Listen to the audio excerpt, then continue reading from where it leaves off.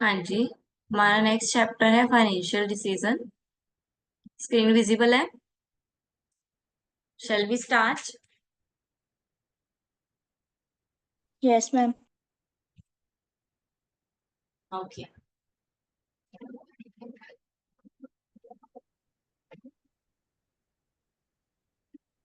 Now first है capital structure. What is capital structure? When a firm need capital to finance its project, it has various capital source which it can avail, such as equity share, preference share, debenture, bank loan, etc. A firm can use these instruments in different proportion to meet its requirement. All the source of finance can be broadly classified into two major groups, debt and equity. A firm can use 100% of equity, no debt, 50% equity, or 50% debt, 10% equity, 90% debt, and so on. Capital structure refers to the proportion of the debt and equity capital in a firm total capital. ठीक है, capital structure क्या है? देखो, capital जब भी हम capital raise करते हैं तो इसके मेनली सोर्स कौन से हैं? दो सोर्स हैं, एक इक्विटी होता है और एक डेब्ट होता है। ठीक है, इक्विटी यानी कि हम शेयर्स कर रहे हैं, डेट यानी कि हम लोन ले रहे हैं। ठीक है, तो ये हम पे डिपेंड करता है कि हमने अपनी फर्म को किस स्ट्रक्चर में यूज करना है। या तो हम 100% इक्विटी कर देंगे, यानी कि सारे के सारे पैसे जो रेज करेंगे वो कहाँ से कर लेंगे? शेयर से कर लेंगे, कोई लोन नहीं लेंगे। या फिर 50-50 कर लेंगे, 50% शेयर से इशू कर लेंगे, 50% लोन ले लेंगे। या फिर 10% इक्विटी कर लेंगे, 90% लोन ले लेंगे। और इसी स्ट्रक्चर को हम बोलते हैं कि क्या है? ये कैपिटल स्ट्रक्चर। कि कैपिटल को किस तरह से लेना है, किस तरह से, किस प्रोपोर्शन में यूज करना है, उसको बोलेंगे capital structure. Then optimum capital structure क्या है? Capital structure at which the weighted average cost of capital or the overall cost of capital of the firm is minimum. ठीक है, ऑप्टिमम कब होगा कैपिटल स्ट्रक्चर? जब हमारी कॉस्ट ऑफ कैपिटल, ठीक है, यानी कि कैपिटल के लिए पैसे जो हम लगा रहे हैं वो क्या होगी? मिनिमम होगी, सबसे कम होगी। और ठीक है, और उसका रिजल्ट हमें सबसे मैक्सिमम होएगा। वैल्यू मैक्सिमम देगी बट हम लगा सबसे मिनिमम रहे। ठीक है, तो उसको क्या बोलेंगे? Optimum capital structure. Now capital structures की थ्योरी आ गई। There is no relationship between capital structure and firm value, means that capital structure is irrelevant for the value of the firm. Capital structure firm की value नहीं बताता है। Firm की value अलग है, कैपिटल स्ट्रक्चर अलग है। Finance leverage has a positive effect on firm's value up to a point and negative impact there. ठीक है, कैपिटल लीवरेज जो होता है, फाइनेंस लीवरेज सॉरी, ठीक है, यानी कि फाइनेंस जो निकल रहा है, फर्म में से निकलता जा रहा है, वो पॉजिटिव इम्पैक्ट भी डालता है और कुछ पॉइंट के बाद वो फिर नेगेटिव इम्पैक्ट भी डालता है। हर चीज के प्रोस एंड कॉन्स तो होते ही होते हैं। ग्रेटर डेट होगा तो हायर वैल्यू होगी फर्म की। नाउ कैपिटल स्ट्रक्चर थ्योरीज आ गई। कुछ रिलीवेंट थ्योरीज हैं, कुछ इररिलीवेंट थ्योरीज हैं। रिलीवेंट थ्योरी में कौन से आते हैं? एक तो नेट इनकम अप्रोच आता है, एक ट्रेडिशनल अप्रोच आता है। और इररिलीवेंट में कौन से आते हैं? नेट ऑपरेटिंग इनकम अप्रोच आता है और एमएम प्रोपोर्शन आता है। तो सबसे पहले हम रिलीवेंट थ्योरीज पढ़ेंगे। फर्स्ट रिलीवेंट में थ्योरी कौन सी है? Net income approach. Net income approach के अकॉर्डिंग क्या है? जो कैपिटल स्ट्रक्चर डिसीजन है relevant to the valuation of the firm, यानी कि ये जो है वो वैल्यूएशन ऑफ द फर्म को रिलीवेंट करता है, मिलता है उससे।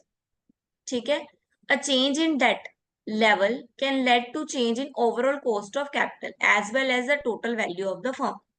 अगर डेट में चेंज आता है, ठीक है, यानी कि हमारी इनकम के सोर्स में, loan is a source of income ना राइट नाउ, क्योंकि हम डेट ले रहे हैं तो वो हमारे लिए इनकम का सोर्स है। तो इनकम के सोर्स में अगर चेंज आता है तो कॉस्ट ऑफ कैपिटल में भी चेंज आता है और जिसकी वजह से फर्म की वैल्यू में भी चेंज आएगा।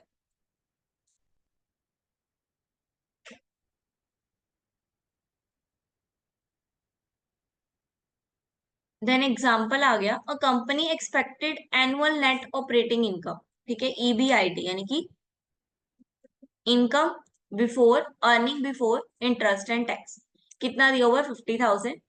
Then company has 2 lakh 10% debenture, 2 lakh के डिवेंचर है उसके पास जो कि 10% पे है। Equity capitalization of the company है 12.5 पे। ठीक है, अमाउंट निकालनी। ईबीआईटी दिया हुआ है, नेट ऑपरेटिंग इनकम दी हुई है, यानी कि बिफोर इंटरेस्ट एंड टैक्स। तो कितना है, दैट इज 50,000। इंटरेस्ट से पहले है तो इंटरेस्ट जो है इसमें से माइनस करना है अभी। तो इंटरेस्ट माइनस करेंगे। इंटरेस्ट किसको दिया जाता है, डिवेंचर्स को। डिवेंचर्स को इंटरेस्ट दिया जाता है। ठीक है, इंटरेस्ट डिवेंचर का माइनस करेंगे, दैट इज 10%। किसके ऊपर, 2 लाख के ऊपर। तो 2 लाख का 10%, दैट इज 20,000। तो इंटरेस्ट माइनस कर दिया। अब हमारे पास क्या आ गया, ईबीटी आ गया अकेला, यानी कि अर्निंग ओनली टैक्स, टैक्स से पहले वाली, बिफोर टैक्स। ठीक है, तो उसके बाद इक्विटी भी दिया हुआ है हमें एक। ठीक है, हमारे पास 30,000 बचे, उस पे हमने इक्विटी का देना है interest, that is 0.125। Market value of equity निकालेंगे, कैलकुलेट करो इसको।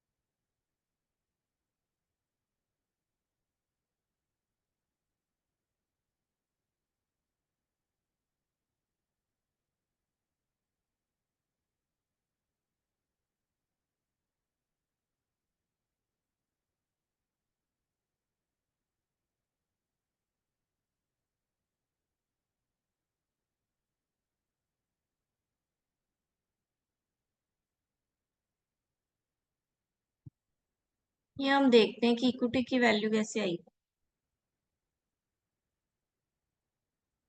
ये देखो,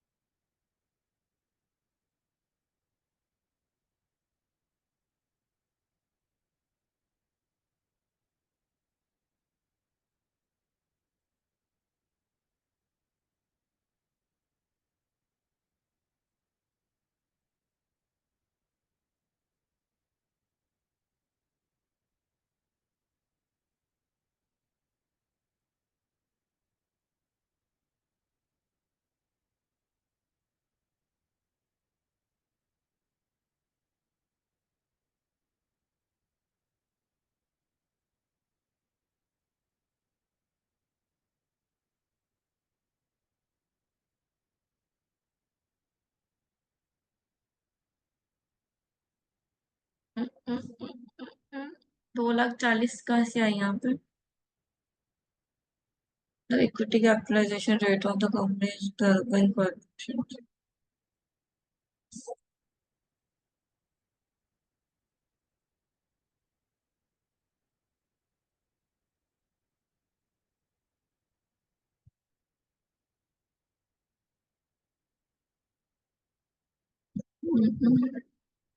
हम्म। चलो ये मैं आपको बताती हूँ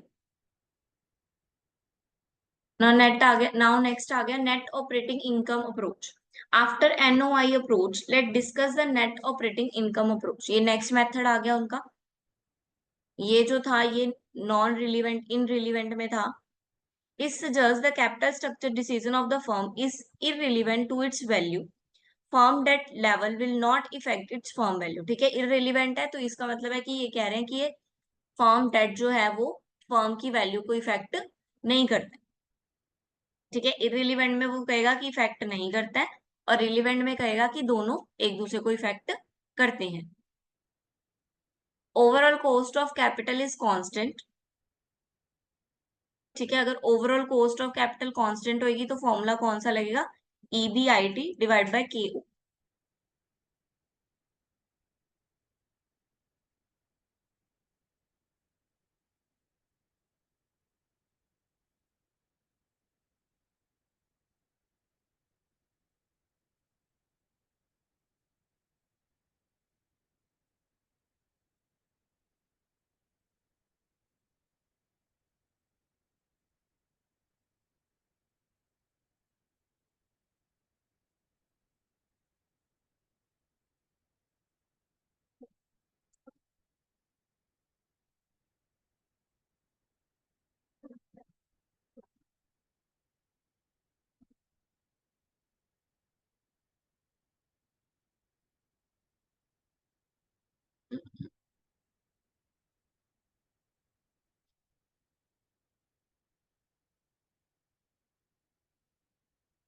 क्वेश्चन हम इसके बाद में इकट्ठे करेंगे। Then traditional position. Traditional position क्या होगी? Traditional position that is relevant. याद रखना ये रिलीवेंट में है, तो रिलीवेंट अप्रोच है ये। रिलीवेंट अप्रोच के अकॉर्डिंग लिख दिया उन्होंने, these under theory of relevance. According to this theory debt and equity capital can increase the value of the firm by reducing the VACC, इनकी weighted average cost of capital. ठीक है, up to the level of debt. VACC decrease only within the range of finance leverage, and after reaching the minimum level it start increasing with the finance leverage। ठीक है, एक time पे आके ये नीचे, एक टाइम पे ये रिड्यूस होएगी, मिनिमम पे चली जाएगी। After minimum it goes to increasing, यानी कि after certain point it goes to increasing. जैसे हमने ऊपर पढ़ा था कि फाइनेंस लीवरेज क्या है, एक टाइम तक पॉजिटिव इंपैक्ट डालता है और after that it convert into negative.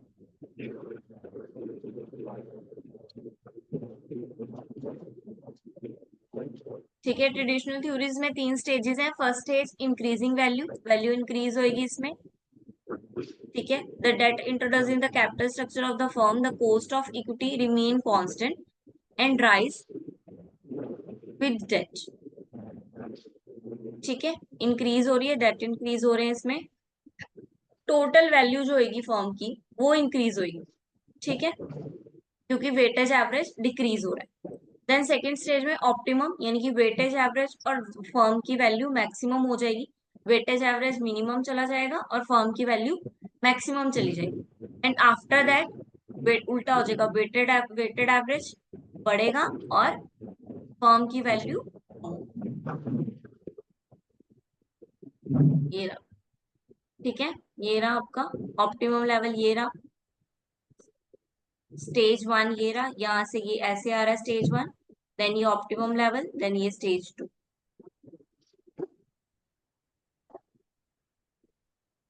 ठीक है, लीवरेज मिनिमम पे है और वेटेज एवरेज अपना मैक्सिमम पे। ठीक है, इससे ऊपर गया तो वेटेज एवरेज ऊपर जा रहा है।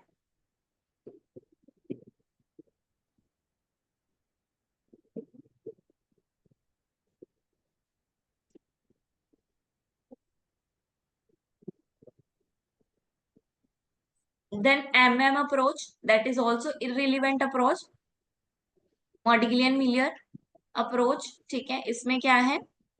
It proves behaviour justification for constant VACC and the constant total value of the firm. This approach suggests that VACC does not change with change in the capital structure. हमने क्या पढ़ा था इसमें? Firm की वैल्यू है वो post के साथ मतलब कैपिटल स्ट्रक्चर के साथ क्या होगी, मैच नहीं करेगी। हम कहेंगे कि दोनों रिलेवेंट नहीं है। यही कह रहा है कि एक का चेंज दूसरे के चेंज को इफेक्ट नहीं करता है, क्योंकि ये इररिलेवेंट अप्रोच है, इररिलेवेंट अप्रोच के हिसाब से। ठीक है, the total value is given by the capital is expected stream of operating earning at a discount rate approaches for its risk class. तो कह रहे हैं कि दोनों क्या है, कांस्टेंट रेट पे चलते हैं, किसी पे भी, किसी के बढ़ने और किसी के कम होने से दोनों के ऊपर, किसी के ऊपर भी प्रभाव नहीं पड़ता है, किसी के ऊपर भी इफेक्ट नहीं पड़ता है।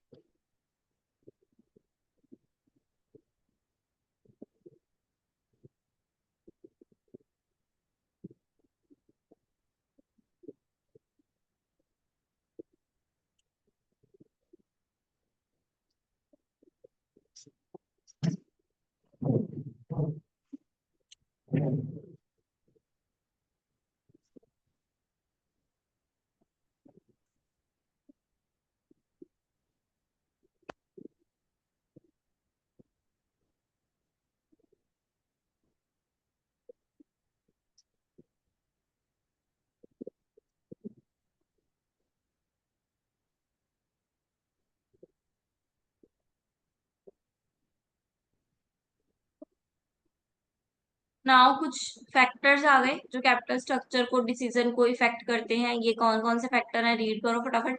जो फैक्टर नहीं पता चल रहा वो मुझसे पूछ लो। ये लो, प्रॉफिटेबिलिटी, कवरेज रेशो, विजिबल। हाँ जी, read it fast.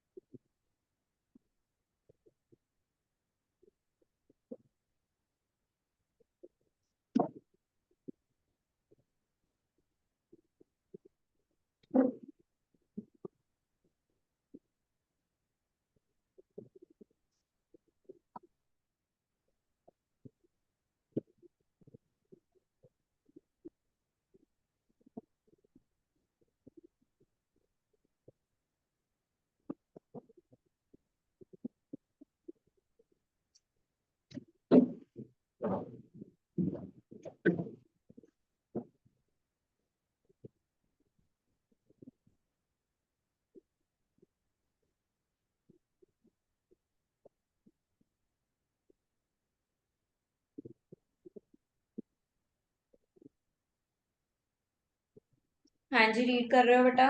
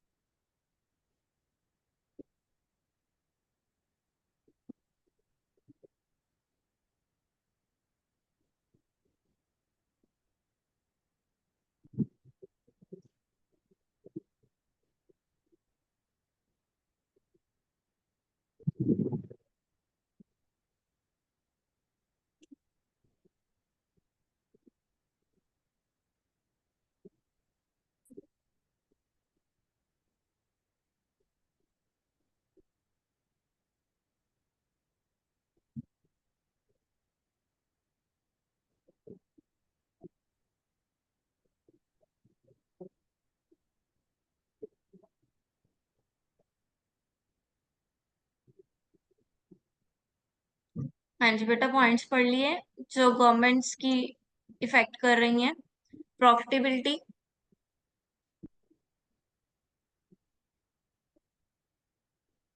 Capital structure के डिसीजन को इफेक्ट करती हैं, दैट इज प्रॉफिटेबिलिटी।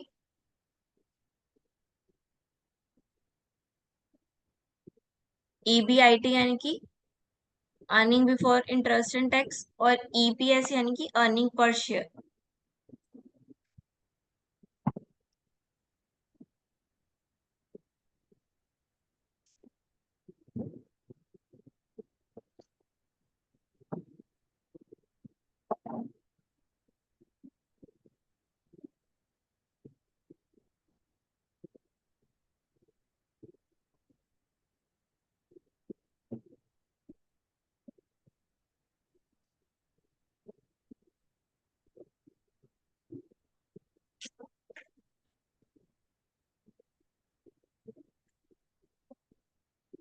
क्या बोल रहा है? The firm should check the EPS of the firm under different financial plan.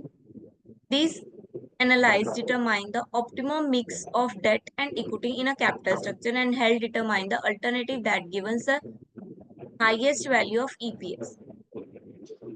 ठीक है, जो फर्म है उसका क्या मोटिव होता है? ज्यादा से ज्यादा प्रॉफिट अर्न करना। लेकिन गवर्नमेंट क्या करती है? गवर्नमेंट क्या चाहती है कि सोसाइटी को प्रॉफिट हो। ठीक है, तो इसलिए इफेक्ट डालता है government. Then coverage ratio, coverage ratio क्या है? Earning before interest and tax relevant to the interest payment. ठीक है, कितना पे बैक कर सकती है कंपनी, उसको उतना ही क्या करना चाहिए? जनरेट करना चाहिए, जितना वो पे बैक कर सके। लिक्विडिटी, फर्म कितना लिक्विडिटी रख सकती है अपने पास, कितना कैश फ्लो उसके पास हो सकता है। Cash flow analysis, cash flow analysis यानी कि कितना इनफ्लो और कितना आउटफ्लो हो रहा है, उनका बजट क्या बन रहा है, ये भी इफेक्ट डालता है। कंट्रोल, शेयर्स के ऊपर उसका कितना कंट्रोल है। ठीक है, अगर उन्होंने रिडीमेबल दिया हुआ है, इरिडीमेबल दिया हुआ है शेयर्स, तो उनका कंट्रोल, जैसे रिडीमेबल दे दिया तो उनका कंट्रोल कम हो जाएगा, क्योंकि वो कभी भी रिडीम करा सकते हैं, तो उनका कंट्रोल नहीं रहेगा, उस पर कम रहेगा। जबकि इरिडीमेबल में उनका कंट्रोल ज्यादा रहेगा। देन लीवरेज रेशियोज, जो रेशियोज है हमारी, ठीक है, अगर कुछ रॉन्ग हो गया डेट इक्विटी रेशियो में, कंपनी में, मैनेजमेंट में, ठीक है, तो भी इफेक्ट पड़ेगा कंपनी पे। Consultation with investment bankers and landers, जो भी हमारे इन्वेस्टर्स हैं और लैंडर्स हैं उनसे कंसल्ट करना भी जरूरी है, क्योंकि अगर उन्होंने भी कुछ चेंज किया तो हमारी कंपनी पे इफेक्ट डल सकता है। देन फ्लेक्सिबिलिटी होनी चाहिए। टाइम ऑफ इशू, इशू का टाइम भी हो जाता है, दिक्कत दे देता है कभी कभी। ठीक है, जिस टाइम हम इशू कर रहे हो, मान लो उससे पहले ही किसी कंपनी ने और इशू कर दिया सेम सेम फीचर्स के साथ, तो क्या आएगा? लोग शिफ्ट हो जाएंगे, बिकॉज सेम है। लोगों के पास ऑन द स्पॉट पैसा है, तो वो ऑन द स्पॉट ही लगाना चाहेंगे, वो कभी भी रुक के नहीं लगाना चाहेंगे, क्योंकि सबको पता है कि पैसा क्या है, बाद में खर्च हो जाएगा। और इंटरेस्ट रेट मान लो किसी का अच्छा मिल जाता है, तो टाइम का इशू आ जाता है। टैक्स प्लानिंग, टैक्स की वजह से गवर्नमेंट के जो टैक्स लगे होते हैं different different. Then cost of financial distress, financial distress क्या होता है? Refers to situations when a company is not generated sufficient revenue to pay back the interest obligation. अब फाइनेंस का डिस्ट्रेस आ गया कंपनी, यानी कि कंपनी जो है उतना प्रॉफिट अर्न नहीं कर पा रही है जितना उन्होंने लगाया हुआ है पैसा। अगर वो प्रॉफिट अर्न नहीं कर पाएगी तो वो अपने शेयर होल्डर को क्या देगी? ठीक है, डिबेंचर्स वालों को क्या देगी, डिबेंचर होल्डर को क्या देगी? तो इससे क्या होगा? कंपनी का फाइनेंशियल डिस्ट्रेस बढ़ेगा। पोस्ट दो तरह की है, डायरेक्ट और इनडायरेक्ट। ठीक है, अगर इंसॉल्वेंसी आ जाती है पोस्ट में, ठीक है, यानी कि हम मीट नहीं कर पाते हैं अपने रेवेन्यू को, अपने प्रॉफिट को, तो क्या आएगा? कंपनी पे फाइनेंशियल डिस्ट्रेस आएगा, वो पे नहीं कर पाएगी एम्प्लॉयज को, कस्टमर को, सप्लायर्स को, इन्वेस्टर्स को, शेयर होल्डर्स को, मैनेजर्स को। ठीक है, सब पे आएगा डिस्ट्रेस। ठीक है, जिससे फर्म की वैल्यू रिड्यूस होगी। ठीक है, now move to the questions. Practical part, ये थ्योरी पार्ट था अब तक का। तो सबसे पहले हमने प्रैक्टिकल पार्ट स्टार्ट किया था इनकम से।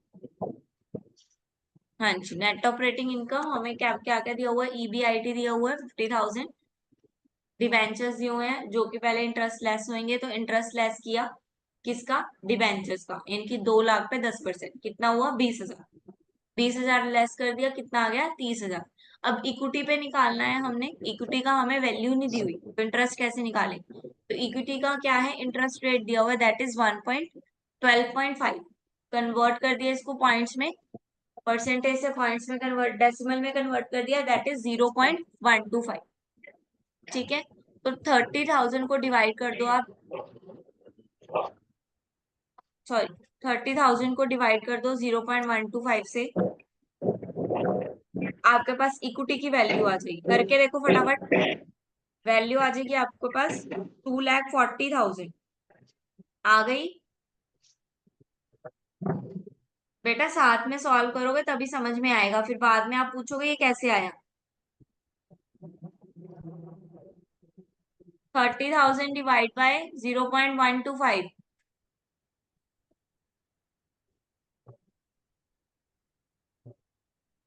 अगर आपको 0.125 नहीं समझ आ रहा तो आप 12.5% के साथ भी 30,000 को डिवाइड करके देख सकते हो। 30,000 डिवाइड बाय 12.5%, आ गया आपका 2,40,000। एनीबडी, कोई तो बोलो यस नो, कुछ तो बताओ, कर भी रहे हो, हाँ जी, से यस नो, आ गया 2,40,000, 30,000 डिवाइड बाय 12.5%, दैट इज 2,40,000, ये आ गई मार्केट वैल्यू हमारी इक्विटी की। तो मार्केट वैल्यू हमारी डेट की कितनी है, दैट इज 2 लाख दी हुई है जो कि हमें, ठीक है। Then total value of firm निकालेंगे, टोटल वैल्यू कैसे निकलेगी, दोनों मार्केट वैल्यू को प्लस कर देंगे, लाइक 240 प्लस 2 लाख, प्लस कर दिया तो 4,40,000, ठीक है। 4,40,000 that is the market total value होगी फर्म की। अब इसका परसेंटेज निकाल लेंगे, परसेंटेज कैसे निकालेंगे, ईबीआईटी डिवाइड बाय वी, यानी कि EBIT divide by V, V कितना दिया हुआ है 4,40,000,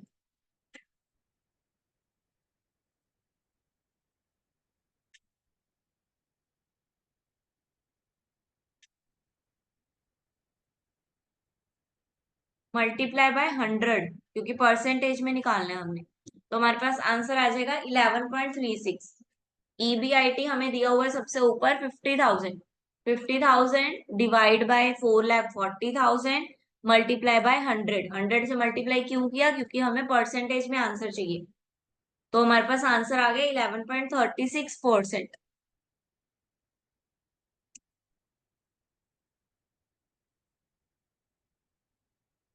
ठीक है, नेक्स्ट वो बोल रहा है कि अगर फर्म क्या करे, वैल्यू इंक्रीज करनी हो उसको, और वो इसके लिए वो क्या करे, डिवेंचर की वैल्यू 1 लाख कर दे, वैल्यू कितनी थी डिवेंचर की पहले 2 लाख, अब उसने डिवेंचर की वैल्यू 1 लाख कर दी, तो 1 लाख से सॉल्व करेंगे, ईबीआईटी हमें 50,000 दिया हुआ है, इंटरेस्ट ऑन डिवेंचर माइनस करेंगे that is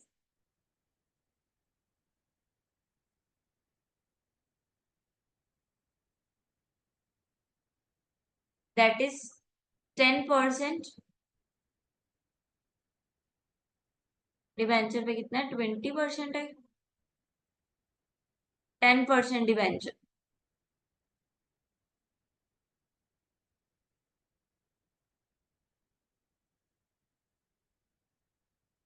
sorry raise the amount, गलत पढ़ लिया मैंने, raise the amount of debenture by increasing 1 lakh, 1 lakh increase कर दिया, पहले डिबेंचर की वैल्यू 2 लाख थी, अब 1 लाख और बढ़ा दिया, तो डिबेंचर की वैल्यू कितनी हो गई 3 लाख, तो 3 लाख पे 10% कितना हुआ 30,000, 30,000 डिबेंचर का इंटरेस्ट आ गया, माइनस कर दिया तो हमारे पास कितना बचा 20,000, 20,000 डिवाइड बाय 12.5%, तो इक्विटी की वैल्यू आएगी हमारे पास 1,60,000, 1,60,000 इक्विटी की वैल्यू आ गई। डेट की वैल्यू हमने 1 लाख बढ़ा दी है, पहले भी 2 लाख थी, अब 1 लाख बढ़ाई है, तो टोटल 3 लाख हो गई, तो दोनों को प्लस कर लेंगे तो हमारे पास टोटल वैल्यू ऑफ फर्म आ गई that is 4,60,000, Now 4,60,000 divide by EBIT divide by V. EBIT 50,000 divide by 4,60,000 multiply by 100. निकाल के देखो आपका कितना परसेंटेज आता है. 50,000 divide by 4,60,000 multiply by 100. That is 10.88986. तो हम इसको अगर उसमें करें, अप्रॉक्स में करें तो 10.9 आ गया हमारा आंसर. ठीक है, उन्होंने तो हर केस बता दिया. अब इसमें डिक्रीज कर रहे हैं, ठीक है, रिड्यूस कर रहे हैं 1 लाख से. मतलब कि अब हमारी 2 लाख की वैल्यू कितनी रह गई, 1 लाख ही रह गई.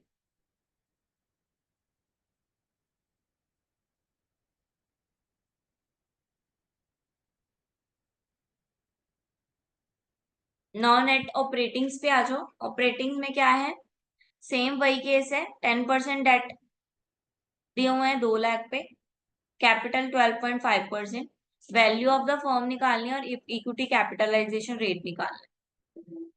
सेम वही केस है. ईबीआईटी दिया हुआ है. अब हम ओवरऑल कैपिटल रेट निकालना है हमने, तो ओवरऑल कैपिटल रेट निकालेंगे पहले हम. तो यानी कि 50,000 को डिवाइड कर देंगे 12.5% से.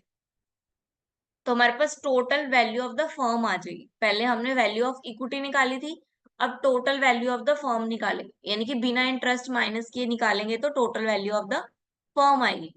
टोटल वैल्यू ऑफ फर्म निकाल दी. 50,000 divide by 12.5%, that is 4 lakh. 4 lakh आ जाएगी. उसमें 2 लाख और किसका ऐड कर देंगे, डेट का. 2 लाख डेट ऐड कर देंगे. तो कितने, सॉरी डेट है, डेट डेट माना कि loan, loan outstanding, outstanding loan है. तो ये टोटल डेट जो है वो माइनस कर देंगे. तो मार्केट वैल्यू इक्विटी की कितनी आ गई, 2 लाख. बात को समझ रहे हो. आपको ओवरऑल कैपिटल पे दिया हुआ है 12.5%, आपको इक्विटी नहीं दी हुई. इक्विटी का रेट आपने निकालना है. डिवेंचर पे, डिवेंचर नहीं दिया हुआ, कोई इंटरेस्ट नहीं है डिवेंचर पे. दिया क्या हुआ है, डेट दिए हुए. ठीक है, क्या दिया हुआ है, डेट दिए हुए. डेट यानी कि लोन दिया हुआ. हम अपनी कमाई में से लोन को पहले माइनस करेंगे, तो हमने लोन माइनस कर दिया. लोन माइनस करने के पास हमारे पास क्या बचा, इक्विटी बचा. इन शॉर्ट हमने सबसे ऊपर भी पढ़ा था, क्या है हमारे पास, दो ही चीजें, एक इक्विटी और एक डेट. डेट माइनस कर दोगे तो इक्विटी बचेगा, इक्विटी माइनस कर दोगे तो डेट बचेगा. तो इसमें हमने डेट माइनस कर दिया, हमारे पास इक्विटी की वैल्यू आ गई. इक्विटी का रेट निकालना है हमने, तो इक्विटी का रेट कैसे निकालेंगे, EBIT minus debt, EBIT minus interest rate जितना दिया हुआ है, दैट इज 10% डेट का, डिवाइड बाय वी. वी यानी कि जो हमारे पास इक्विटी का रेट बचा है वो. ठीक है, निकाल लो. 50,000 minus 20,000 divide by 2 lakh. Answer आएगा 0.15. It means 15%.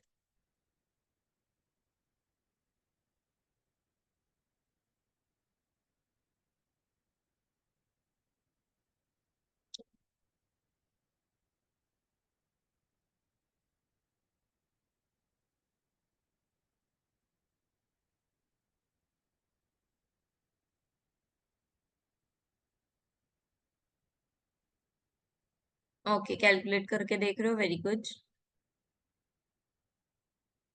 ठीक है, क्लियर हुआ. आज का टॉपिक क्लियर हुआ. Yes, ma'am. Net operating income. ठीक है, अगर आपको प्रैक्टिकल में आता है तो नेट ऑपरेटिंग इनकम आएगा. अगर थ्योरी में आता है तो आपको मेथड्स आएंगे. आपने चारों मेथड थोड़े थोड़े एक्सप्लेन करने हैं. ठीक, बाकी इसके नोट्स मैं आपको प्रोवाइड कर दूंगी, ठीक है, आज या कल के बीच में. प्रैक्टिकल सम ज्यादा सही, हाँ जी, इजी है प्रैक्टिकल सम आपके. बस जो लॉजिक से चल रहे हो उसी लॉजिक से चलना है.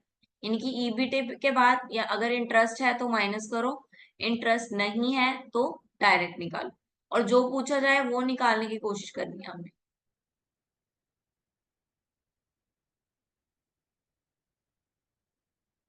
Okay, then next chapter will be continue tomorrow. Okay.